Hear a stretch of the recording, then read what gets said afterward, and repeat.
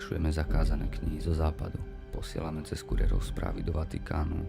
Informujeme o zločinoch režimu proti veriacim. To, čo sa deje u vás na škole, nie je dobré ani pre vás, ani pre nás.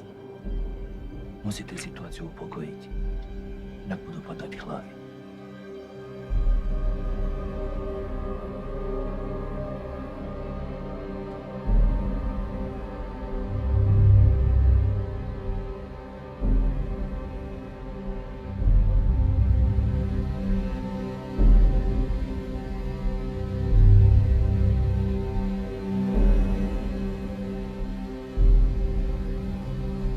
Pochop už konečne, že tu nie sme od toho, aby sme boli šťastní.